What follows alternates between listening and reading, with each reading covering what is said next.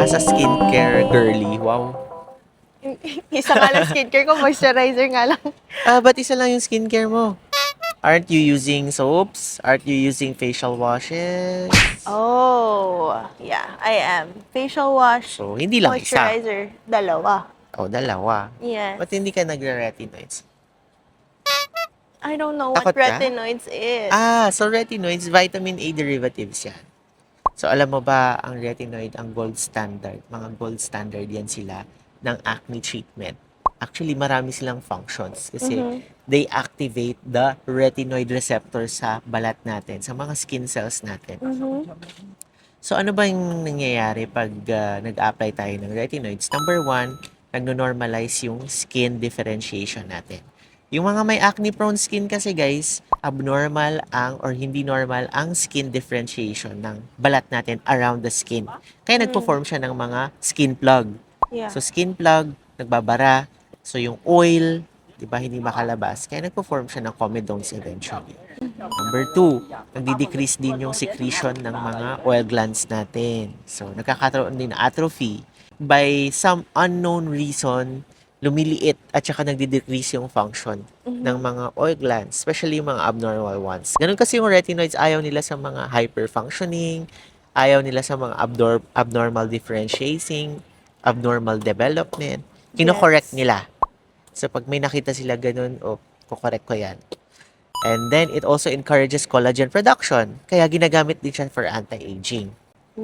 And yung iba takot mag-retinoid kasi sabi nila, nagiging sensitive yung skin ko sa sun, baka magkaroon ng pigmentation or baka mag-burn. Actually, guys, using retinoids will protect you from the sun damage or UV damage. Kasi guys, studies show that people who use retinoids, yung DNA repair system nila are better, like recovers faster compared sa mga patients na hindi po nagre-retinoids and nag-expose sa araw. You're still better off exposing to the sun using retinoids than exposing to the sun without retinoids. But as a dermatologist, I still want my patients to avoid sun exposure as much as possible. Maraming application talaga yung retinoids, especially sa pigmentation. Yung may mga patients na may melasma, age spots, dark spots. Kasi it also improves your cellular turnover. And alam mo ba, yung melanin, yung nagkukos ng mga dark spots, hindi sila metabolize. Or there's no way for the skin to eliminate it. It's either mapupunta siya sa surface ng skin mo or pupunta siya sa dermis. Babaon siya sa dermis mo.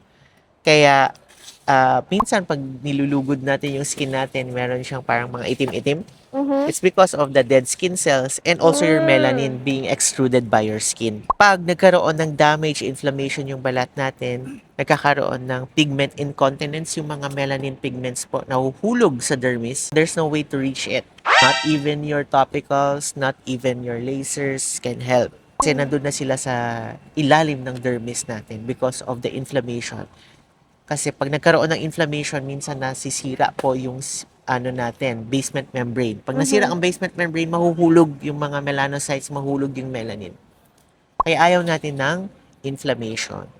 So, kaya guys, kung gusto nyo ng proper na pag-use ng retinoids, contact your board-certified dermatologist or if takot kayo, look for a liposomal retinol. She is that diva. Ganon. Bye!